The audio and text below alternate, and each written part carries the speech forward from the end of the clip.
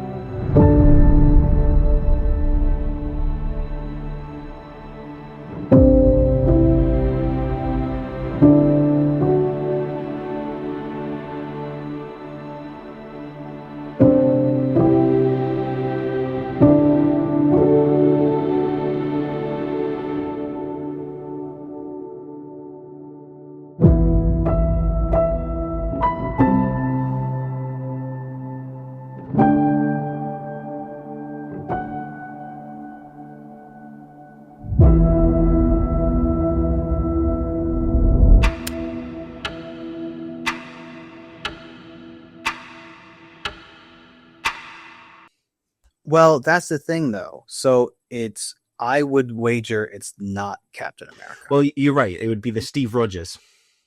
And they were I think that was very deliberate, because I think they're not trying to take away from Anthony Mackie's Falcon / Captain America character. So they're saying Steve Rogers will be returning. You're right. In Doomsday. You're right. But apparently it dropped as part of the new Avatar movie, Fire and whatever, Ice or whatever, whatever it's called. Why have we got 3 of these? Fire and Brimstone, Pocahontas Part 3. Yeah. On Friday when that movie came out, and there were like people who definitely, it was like handy cam, like I'm in the cinema and I'm holding up my phone and I'm like doing it.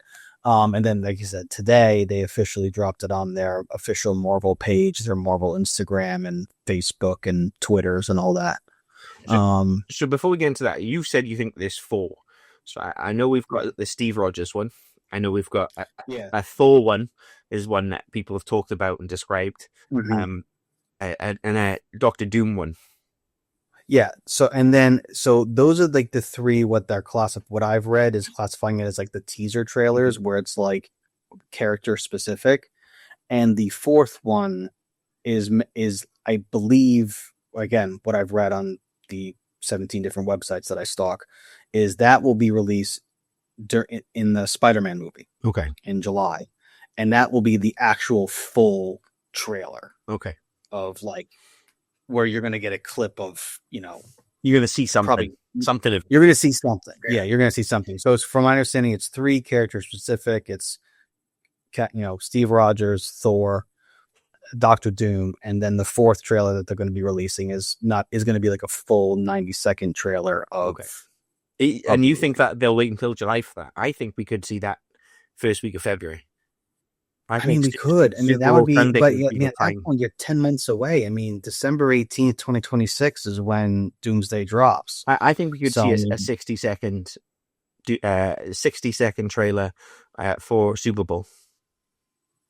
Oh, you know what? I forgot. You're right. There could be something for Super Bowl. And then maybe, you're right, like you said, a more story-driven, a more substantial story-driven trailer in Spider-Man.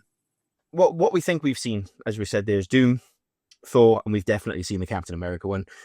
What's interesting to me is you've thrown around this theory that you think Tony Stark is Doctor Doom, and that Doctor Doom is a variant of Tony Stark. And I think these trailers are pointing to you being right. I think if you look at those 3 characters, they're the Trinity, the holy Trinity of this universe, right? Tony Stark, Steve Rogers, Thor. They were the first 3 movies. Fair enough. It was 2 Iron Man movies, but still, they were the first 3 official. They're first 3 characters. Yeah, we had Hulk before that, but it was still on the fringes. So these are the 3 that this whole multiverse saga sort of revolved around almost, or started with. We get that. So I think that being the 3 trailers, I think you might be right. I think we could be having a Tony Stark. I mean, listen, I would love to be right, but I would also love to be wrong, and they just go in a completely different direction that completely, like, I don't know, just blows. I mean, no matter what they're going to do, I feel like Marvel hit a rut, and we all know it. They hit a rut after Endgame. It was just meh, with the exception of, a few bright spots. Shang-Chi is a bright spot. Yeah. There were a couple of a couple of the Disney Plus shows that had some bright elements, maybe not bright spots, but bright elements. But it's really been on a downward trajectory. Yeah. Even Thor: Love and Thunder. I mean, that was not great. I mean, I think the problem we've got is we reached that point. That was the peak of the mountain. But that was also before the TV shows came in, before they tried to massively expand this universe. And we talked about it. We used to do the Marvelous Christmas, where over the Christmas period we watch all the Marvel movies. And that effectively ended with Endgame. Yeah. After Endgame hit, it wasn't possible anymore to watch all of the Marvel content in a condensed period of time, whether that be a week or 2 weeks or whatever. It just didn't quite work as well. So yeah, I think you're right. It was on a downward spiral. I think people also, it peaked like anything, like any sports team. Once you've won the championship, there's only one place to go from there, right? Down. Right. Exactly. And you've got to build your roster again, and you've got to build your team, and you've got to drag yourself back up to that top of that mountaintop. And not everyone can be the New England Patriots. And or the Yankees from the 90s. I mean, like, that's, that was just hit after hit after hit, and eventually you knew that they were going to stumble, and then they did from 2001 to 2009, and then they've been stumbling again since 2009 to now. But I mean, even the Patriots reference there, we think about the Patriots as Brady won 6 Super Bowl rings, but he won 6 Super Bowl rings in like 16 years. Right? Like, I mean, yeah, it's true. It wasn't like he won 6 Super Bowls, so it wasn't like he had 6 blockbuster hits. It wasn't like they had 6 end games in a row. They had a period of 3 end games in 5 years, 3 rings, and then again the same period after that. But it takes time to build, and I think the problem is the fan base had their expectations raised, and they weren't willing to wait for that build again. And you have to wait for that build. We spent a decade building to that point. No, you're 100% right. And I think it got to be too much, not just with the shows, 'cause I enjoy a lot of the shows, but I also think it got to be too much with the multiverse as well. And as cool as I think the idea of that concept is in a comic book, it's hard to make that stick with the movies, because you don't know what universe you're in. You don't know who's talking to who. You don't know whether things are really, really connected. And I think what Doomsday and I guess afterwards Secret Wars is going to do is I think they're essentially going to drop the A-bomb on the multiverse. And after Secret Wars, it's going to be, this is the whatever universe we're in, whether it's 616, 818, 127. Yeah. That's going to be what the universe is for the foreseeable future, and maybe indefinitely, because I think they realized how batshit crazy it was and how people weren't following it and getting frustrated. I also think they had to pivot because of all the stuff with Kang the Conqueror. Yeah. Yeah. Because all messed up with the actor. And yeah. That certainly had an impact because we knew that they were building towards him being the big bad. And we knew then that the Doom would be both bad. in Loki and Ant-Man, Quantumania, which was also not great. Yeah. But Loki was good. Ant-Man, Quantumania, really not good. I really did not enjoy that. So for me, it might just be me being an old man now.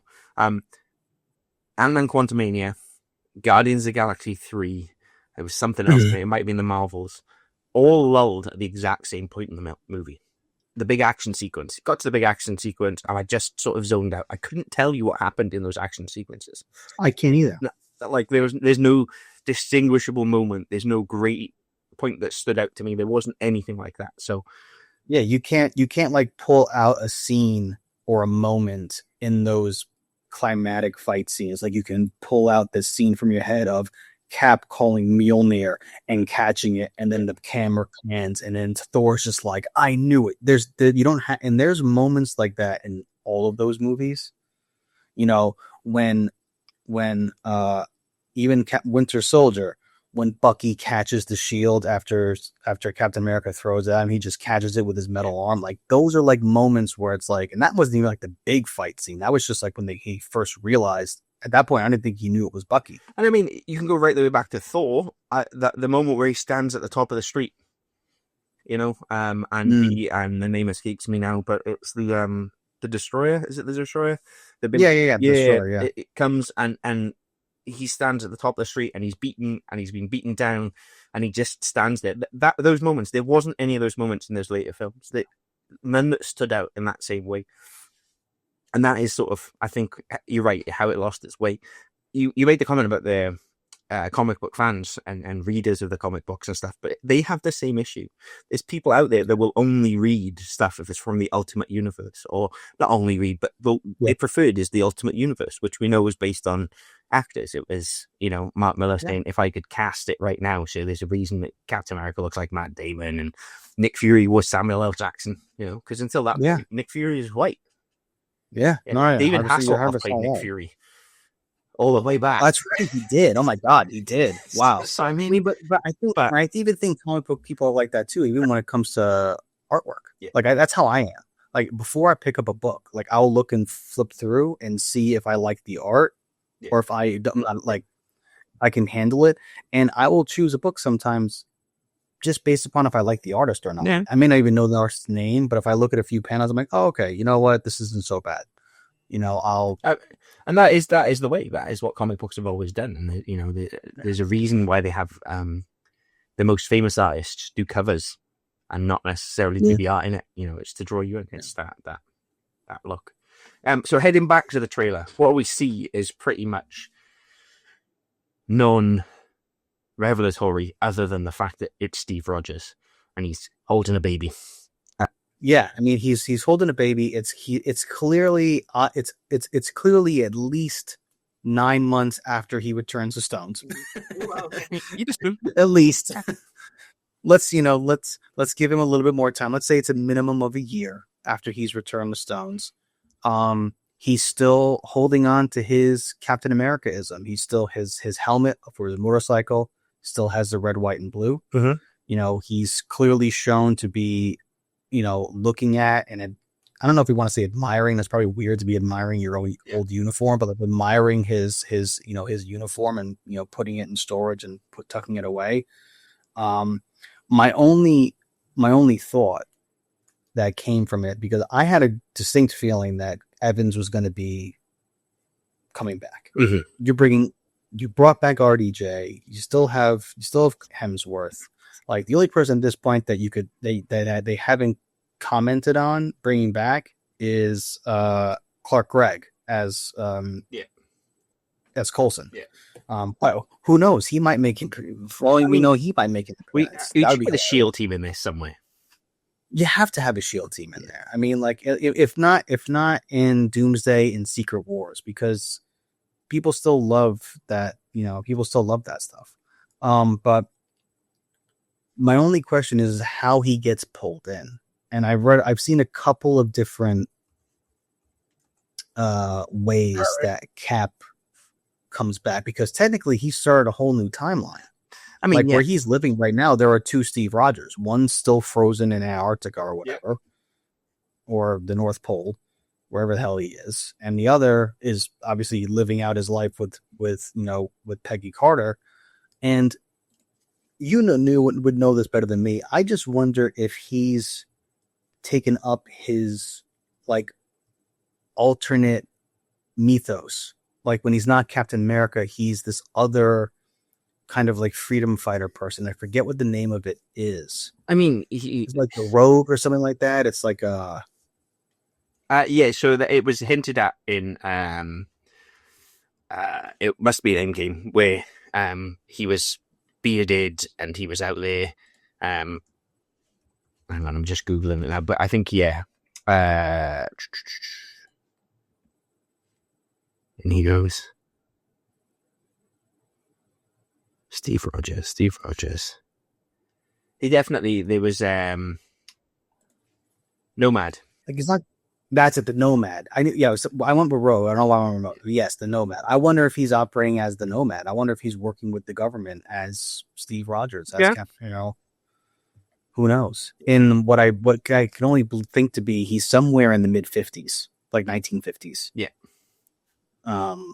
At this point, and I think what's interesting is until I'd seen the trailer officially, I'd seen it. I'd seen other variants of it, and I'd seen variants of the Doctor Doom one. And the Doctor Doom one seemed to be very much centered on children.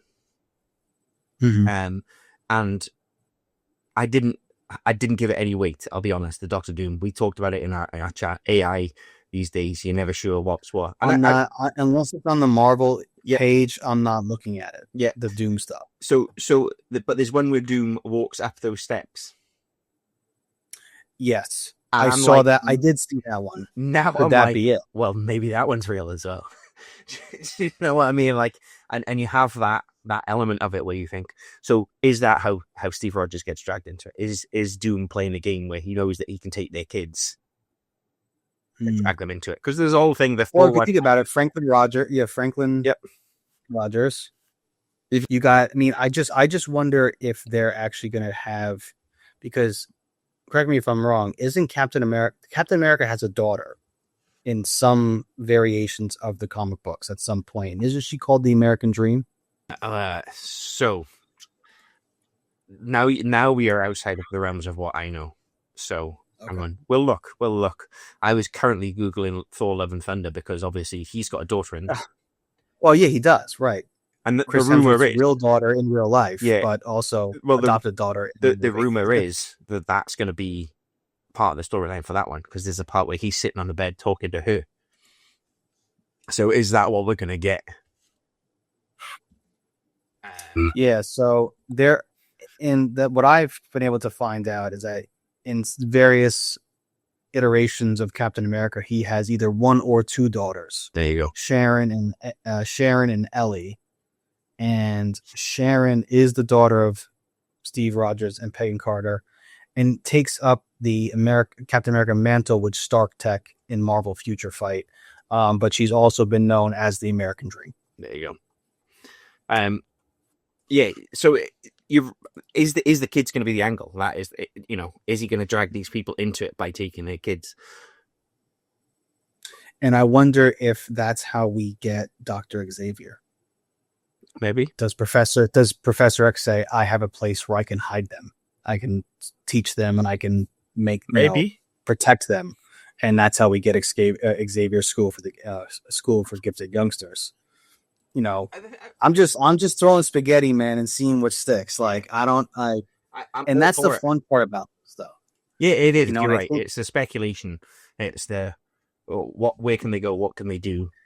what can we see from this? Because I feel like we haven't really had that again since Endgame, because it's been so all over the place with them trying to introduce various, characters. And like I said, I think the only one that they hit on is Shang-Chi. I think they hit very well on Shang-Chi. I like Anthony Mackie, and I like him as the Falcon. I even like him as Captain America, but he's limited because of his. I don't want to say like his average humanness, but kind of his average. Yes, he is a particularly skilled fighter. He can do things that I'm not saying I could do what his character does. I'm just saying he's not a super soldier, But outside of Shang-Chi, I think they hit with Yelena. Yeah. With new Black Widow. Yeah. I think they hit with obviously the Red Guardian, David Harbour's Red Guardian. I think his Alexei is also a lot of fun. Bucky is kind of OG, so you don't really that's been carrying since the first Avenger. I'm trying to think of who else that they've actually really, really hit with. I would say is it Haley Steinfeld Hawkeye? Yeah. Who was supposed just to be like rewatching that because Hawkeye? it's Christmas themed. Yeah. Yeah. Right, no, yeah, perfect. But I feel like that's really it. Like they haven't really hit with a lot of characters, and that's what we've been talking about in previous podcasts is these comic book movies, yeah, they're comic book movies or superhero movies, but if they're not driven by story and character, they're blah. The Eternals was blah. There was no story, there was no character development really. They tried to cram a lot of crap in there, and then they just throw in Kit Harington's Black Knight.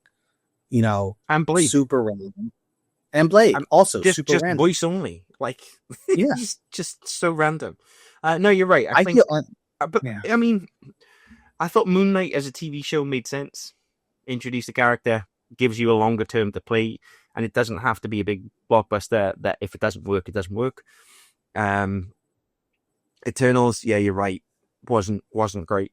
Multiverse of Madness, I thought was good.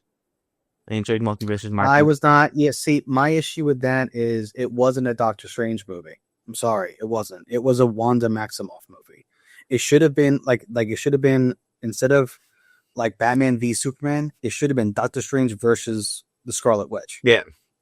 Like that's really, and I feel like, and I'm not saying that the title took me out of it, but it wasn't a Doctor Strange movie. I suppose you're right. He was a vehicle for telling that story, and we needed to be told that story so we could lead into and that movie also annoyed me with like the council.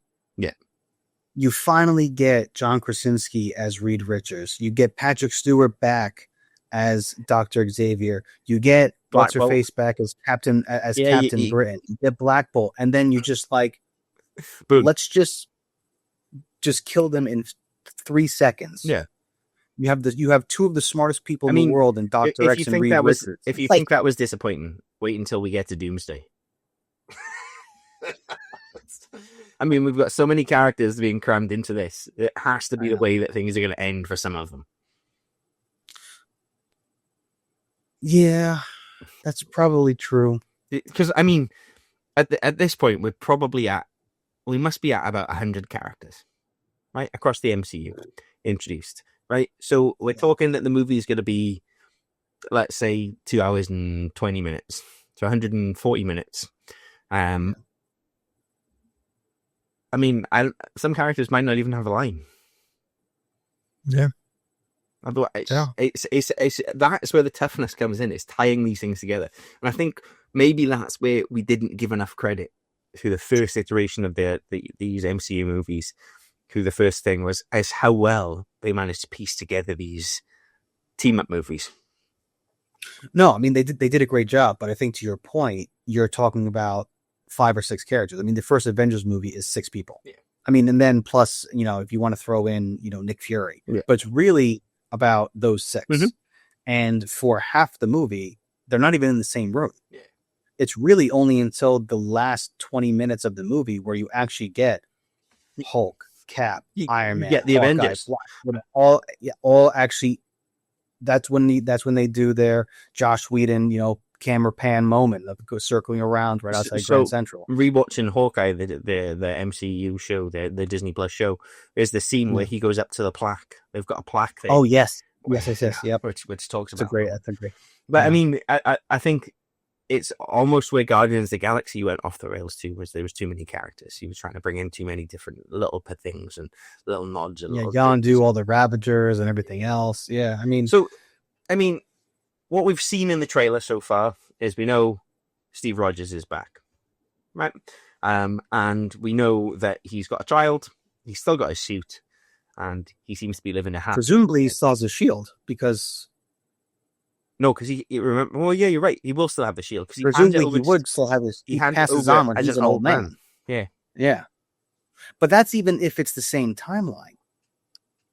But that's the thing. When he goes back and returns stones, and then he himself stays in with Peggy Carter. Yeah, he creates a variant, so that he has to create a variant timeline. So how the TVA doesn't show up? Maybe it's Loki. Maybe Loki shows up with Owen Wilson and with the TVA, and that's how he gets pulled into. Maybe Deadpool shows up. Remember, he's a TVA agent now. That's true. I mean, yeah. If you're looking at the films, we've had literally Shang-Chi, Spider-Man: Far From Home. Okay, yeah. Or No Way Home. Yeah, I'm taking the Spider-Mans out of it because I feel like they're their own.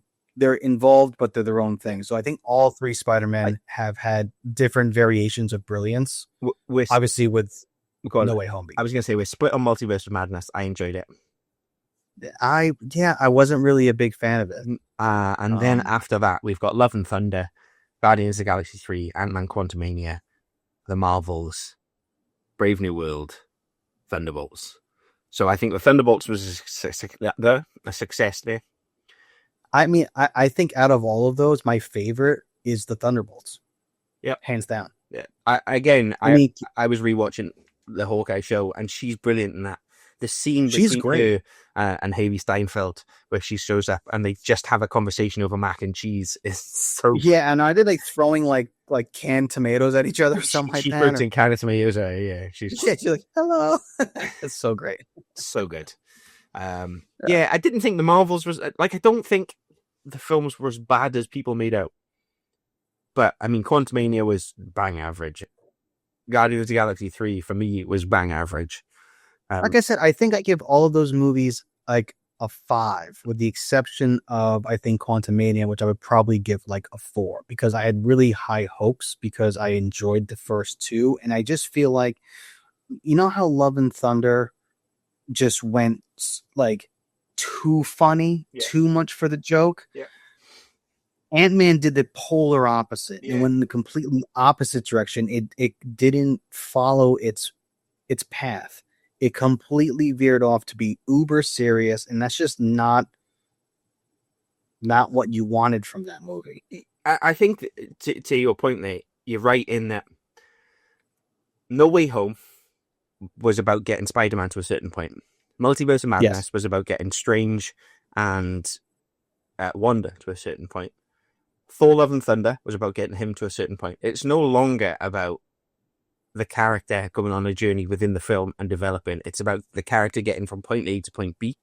Right, it's just a vehicle. Just get to this. Yeah. We want you to end up here. We just have to fill in the middle. Yeah, and it feels like that.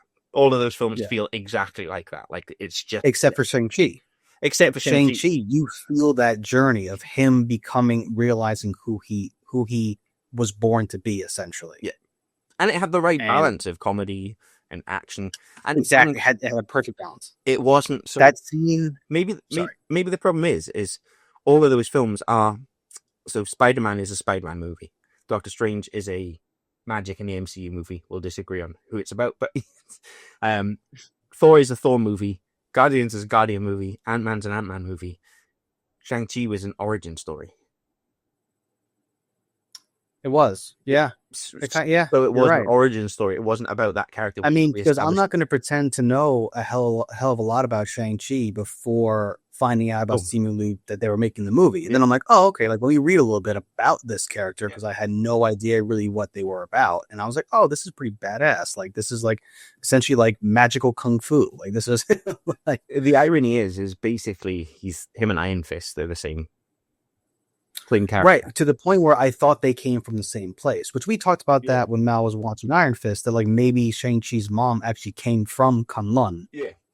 Not from the difference is in the comic books when they came out, people were more interested in the white savior, white American guy who knew kung fu rather than the Asian guy who knew kung fu. So the comic book wise, Iron Fist was a more successful comic book. That actually sold better, maybe. Yeah. I mean, so, and the irony is the world swung that way now, where we were looking for some diversity, and so that's what we got, and that one was the more successful spin-off. So that takes us basically up to the point that we know we've got one trailer. When are they dropping the other two? I'm assuming if we've got leaks of them online. To me, from a marketing perspective, as soon as something's leaked, as soon as there's cam footage of it online, you need to release. Yeah, if you don't, you're just shooting yourself in the foot. At this point, they should be releasing like the Doomsday trailer, like during like Dick Clark's Rockin' Eve.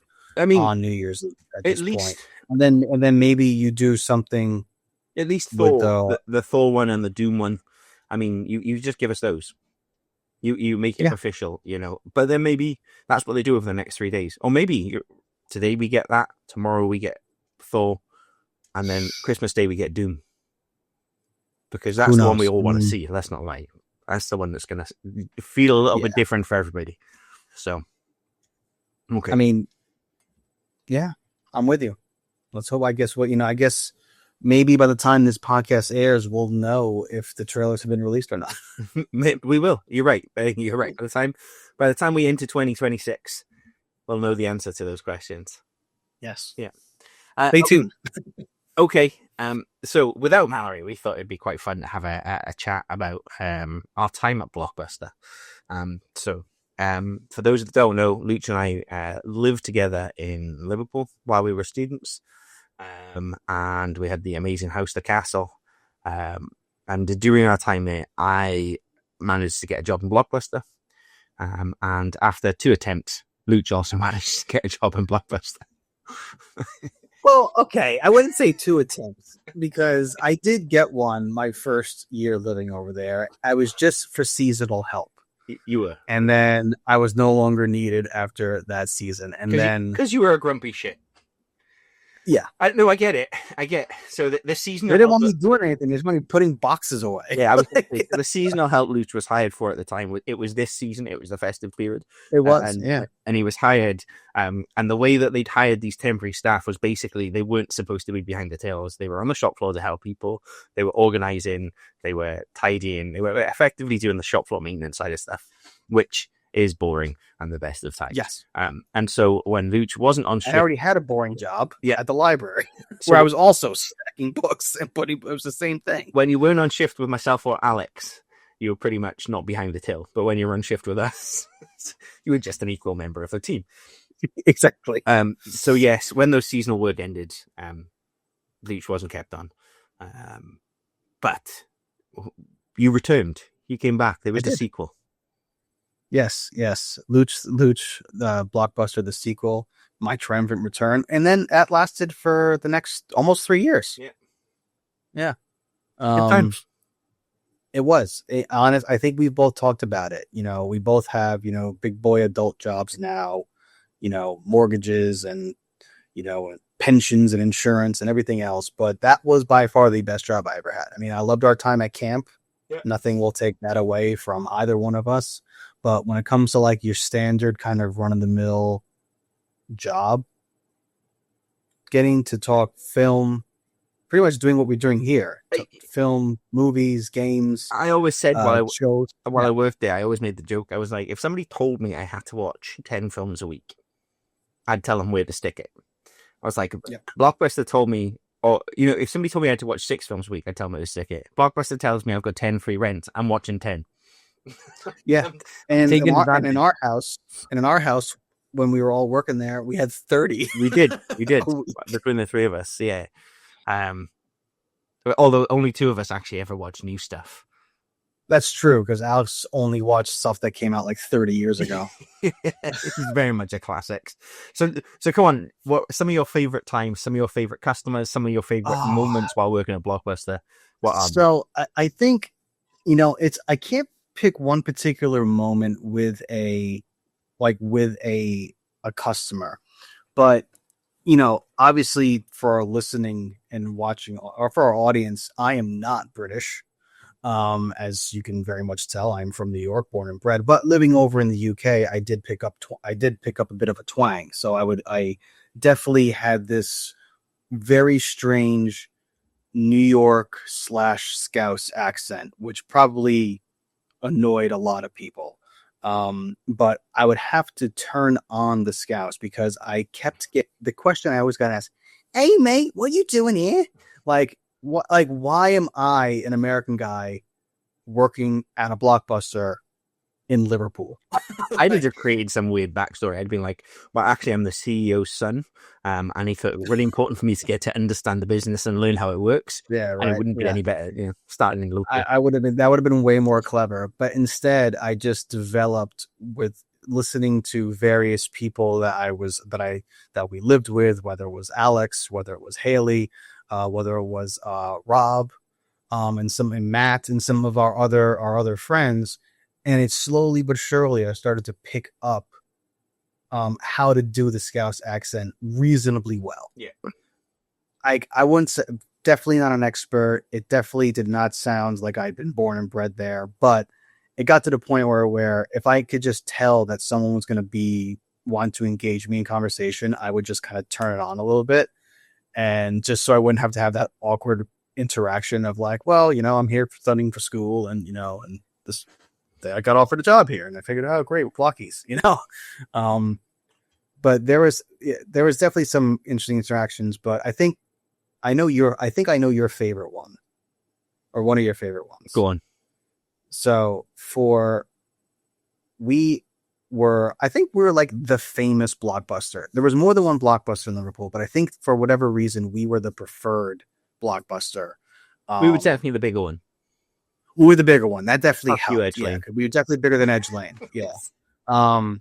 And it was a little safer as well.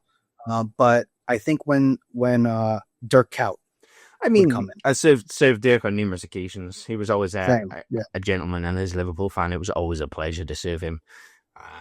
I remember statute of limitations on this one, serving Raheem Sterling as a 17-year-old, and he was buying, I want to say it was Red Dead Redemption, but it might have been GTA. Which was an 18. And he was 17. Yeah. And I remember saying to him, "Sir, I know who you are. I know you're not old enough to buy this game." And then I laughed and said, "But old enough for the first team. You're old enough for me." Continued the sale. It was the evening where we made excess money. We would never... there was a midnight release of a game, shall we say. Yes. And somebody had come in and offered us at 10:30 at night, so an hour and a half before release, offered us copious amounts of money. Offered to buy the game, and then offered us money on top of that. And I think at the end of it, he paid about £120 for this game to be a... It's about that, yeah. For like a 40 quid game. Yeah. So there was, it was 45 quid, I think, at that point. So that's true. It went up a little bit. And then there was, what was that left? Like £85 to be distributed between £75 distributed between the three of us, or whatever it was. It was an interesting shift. Definitely never did anything dodgy while working at this. Definitely never did anything dodgy. I think it blows my mind that I used to love tormenting customers with the 4 for 10. So, oh my god, I remember having during the winter months you would have your 3 for £10. So you could take 3 top titles for £10, and during the summer months it was 4 for £10. And the whole idea behind that was, first of all, people go to the cinema. It's brighter, it's warmer. People are outside. They're watching films less. So we do 4 for £10. And I used to love the moment where people would spend, like, you'd watch them spend an hour choosing the 3 films, and then you come up the counter and you'd be like, "You realise it's 4 for £10?" It's like, almost see their soul leave their body as they knew they had to go back and negotiate with their partner over what comes next. But I loved that. I loved watching those customers on the shop floor, watching them try and figure things out, having them come across and speak to us and ask us, well, what do you enjoy? What's a good film? I think that was my favorite part was it was I got these 2 films. I'm looking for something similar. And usually I think at least the crew that we had at the store there was a variety of different likes and dislikes amongst the crew. Yeah. So like you and I had pretty similar tastes, but then we go in different directions ourselves. But then you had Rob and you had Aoife, and there's a bunch of, I don't want to people's names out there, but we had a bunch of people who worked there, and everyone had a different taste. And whoever, depending on who you were on shift with that night, oh, well, okay, you like these two. Well, I think she likes those. Like, hey, what do you recommend, for something like this? Or, hey, like want to go something completely different. Here's something that I just recently watched and I really enjoyed. But I think the best question that we got was, hey, mate, that film with Samuel L. Jackson? Or just insert name of famous actor who's probably been in like 60 movies. Yeah. And you're like, can you get a little more specific? I mean, I always loved the Scouse young Scouse lads when they came in, and L.A. Noire had come out. Oh yeah, and they'd be like, "Hey mate, you got that? I know." We'd be like, "No, we're gonna try this one. We don't do washing powder here." No, mate, that you gain. Damn, you gain. That's what you mean, L.A. Noire. Yeah, is that how you're looking for? That's so they were always good ones. There was a customer that used to come in all the time, and he always used to come in, Asian customer, and he'd say, "How are you doing?" And I'd say, "I'm good." And I remember him turning to me one day. He goes, "You always say you're good." He goes, "Everybody else asks that question." He goes, "They say I'm okay, I'm fine." He goes, "But you always say I'm good." He goes, "It makes my day." And honestly and truthfully, that interaction is one of those interactions that has stuck with me. You're just like, such a brief moment, but it's really stuck with me through my life. And I was like, oh, that's a crazy thing to think. It's amazing the impact. I think you learn a lot working in retail, and I think that everybody should work in retail for a period. Everyone should work in retail at some point. But I also just loved the little community that we had there as well, because across the way from us was the Costa Coffee, and we made friends with the guys and gals that worked over there. Never ever traded, just statute. Never traded. Never. Anything like that. Any of the local establishments, there was never any trading or mutual benefit. We had down the other way, we had the wine and liquor store. Yep. Where we had a couple of friends who worked there, and it was like a little retail community. I mean, so you won't understand this phrase, but in the UK we call it the high street. And it really was a high street, we call it Main Street. That's Main Street USA. But it was that old high street mentality where we had a butcher's that we would go to for sandwiches, and they all knew us. We had the pizza place across the way. We had coffee. Mm-hmm. We had the guys from the different shops down the way that we knew everybody in. We all knew each other. Yeah, Chandler's. Chandler's down the other way. Yeah. So it was that whole idea that community at Allerton and that high street at Allerton. And I've not been back in a while, but I think the last time I did, loads of it was being turned into bars and things like that, which is fine. Loads of it, yeah. Because even the last time I was there, the Blockies, our old Blockies, which obviously is no longer there. Yeah. It was, I think they turned it into an Iceland. Poundland. Or Poundland, that's it. Poundland. Because Iceland was down. Iceland was already existed. It was just down the road. If you are a member staff of that Poundland, can you tell us how long it was before you found the nappy that was up in the ceiling tiles? Or the baseball. No, well, I feel like the baseball was definitely taken out of there. But I remember destroying that pick and mix with the baseball. So for anybody listening, we weren't just randomly doing it. The store had closed at this point. There was a whole pick and mix around there. And we were in there literally taking shelves out. That is the point we were at. We were breaking the shelves down and they were being taken to the store. Or to get picked up by corporate, to bring to another place. And somebody brought a baseball.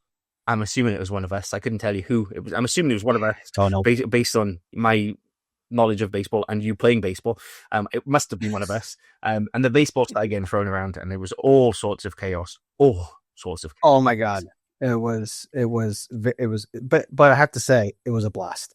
It absolutely was a blast. It was a blast. I think one of my most memorable moments, and I will immortalize this one day, hopefully in a story or a film or something, was we'd been out, I think, the night before and been like on a proper heavy one. Then I'd got a kebab, and know you're like the morning after tarts are really, really bad. And I remember being behind the counter with the manager at the time and fine, and him being like, oh my God, you can't be behind here with me. That is horrendous. You need to go out there on the shop floor. And then being on the shop floor doing something and just letting it rip and being like, that is horrendous. And then turning around, I think that's when someone was doing trade. Yeah, well, and was what I remember was I turned around and I locked eyes with this female customer who was walking towards me, and I was like, "Shit, I have to go to her. There is no way I can let her get within 10 feet of what I've just done." They were always a good time. It's good times. I also remember there was one moment where I think we closing up. We must have been closing, or it might have been an open. I don't remember, but somebody, I won't say who, it might have been me at one point, but it was definitely somebody else as well, got locked into the DVD and Blu-ray return box. Yeah. There's definitely more than one of those. I mean, I used to love that. I used to love coming in on a Monday evening after a weekend, and you'd come in and the guys had been in on the day shift, and there would just be literally mountains of return DVDs. And for me, I was at that point, I was part-time working a 4-hour shift, and I was like, this is a challenge. And they were some of the better. Can I get this done in 4 hours? Yeah. Can I get 2,000 DVD cases back out in alphabetical order in 4 hours? And it was a fun shift. They were the fun ones. The closes, I always hated doing an open the day after Alex had done a close. Because he'd come home at night, and you'd get home, the store closed at 10, and you get home, and it'd be 11:15, and you'd be like, what the fuck have you been doing? And he'd be like, well, just so you know. I'm like, oh, no. I remember we had a system though for closing. I mean, I learned how to close from you, and it was the most efficient way, I think, to close up that shop, because we had 3 tills.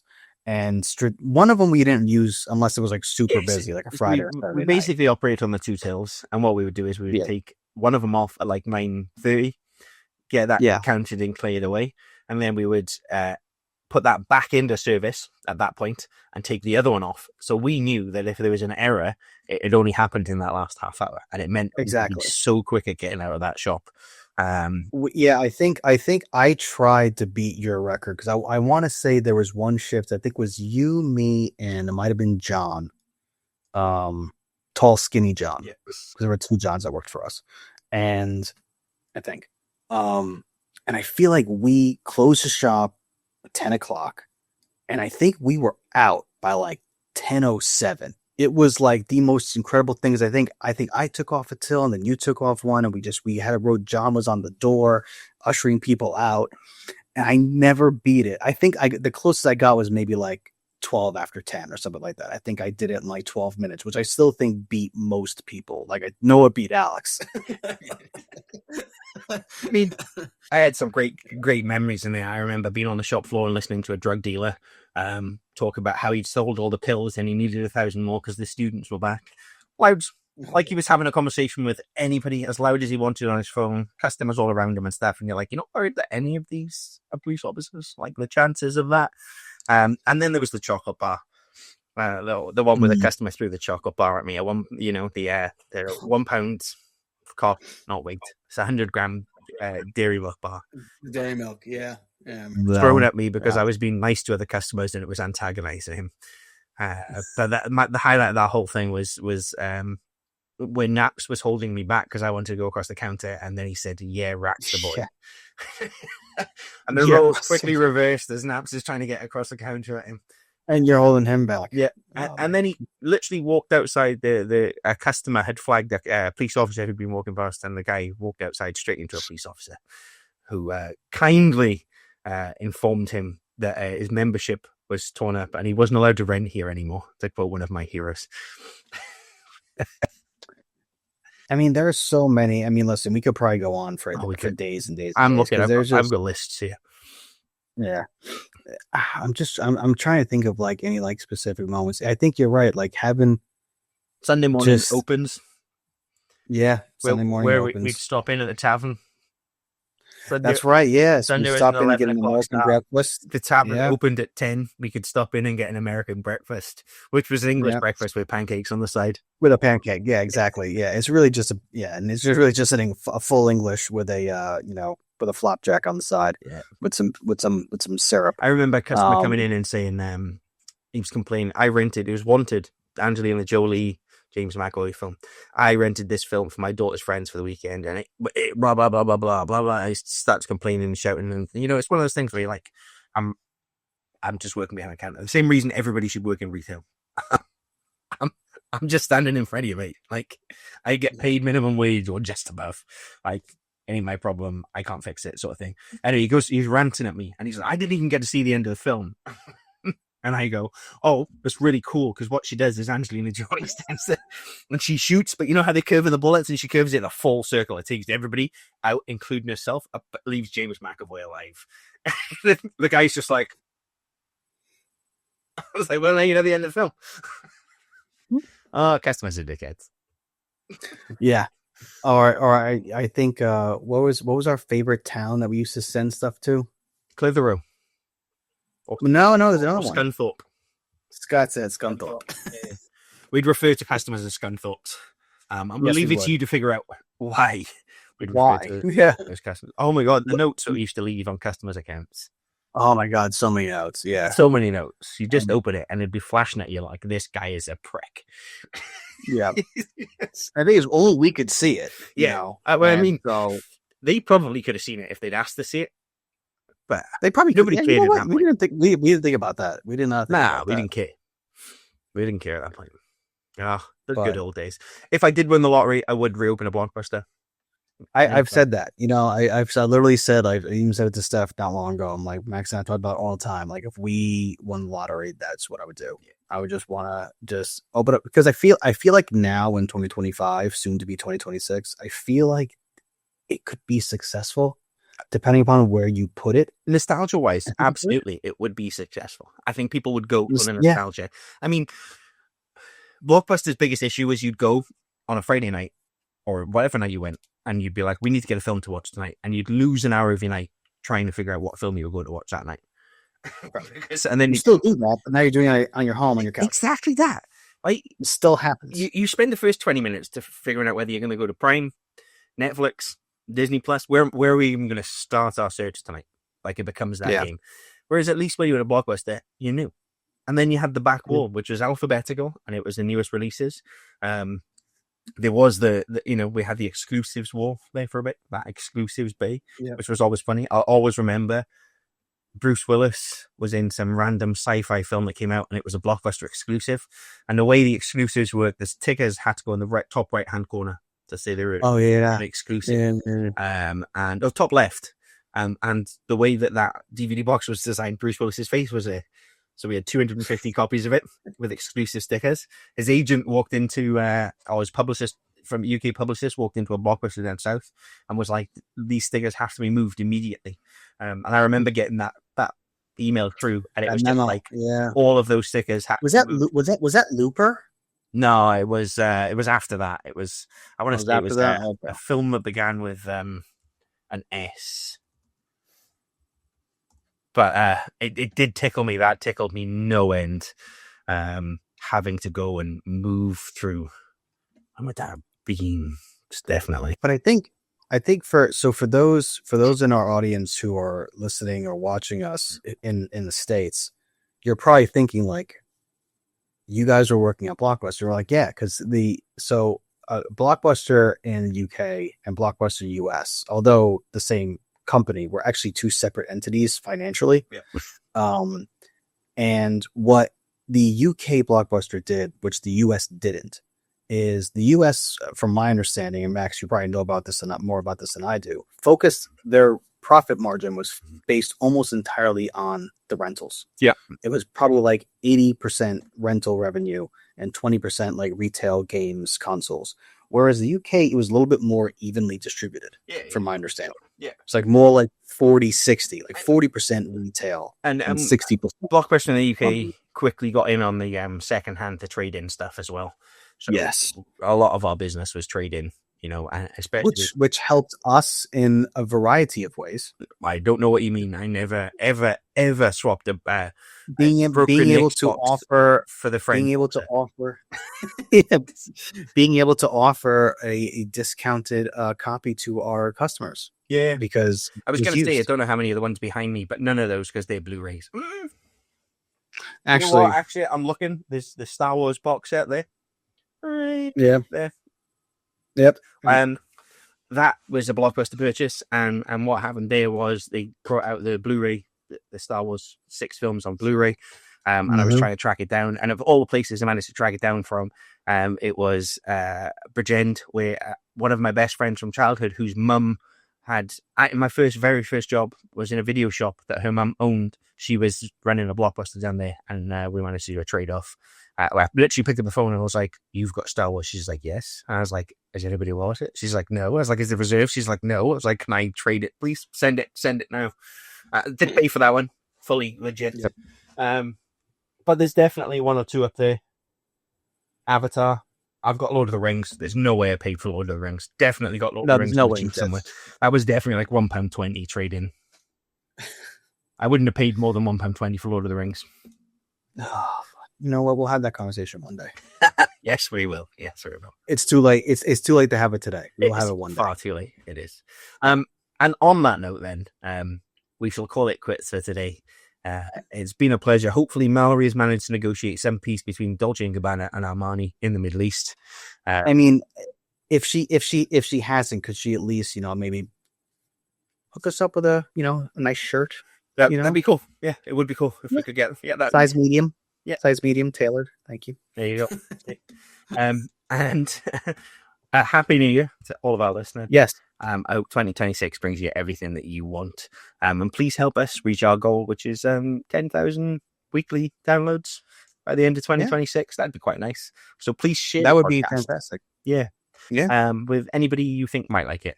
And even those who don't, just so they listen. Because the download is a download.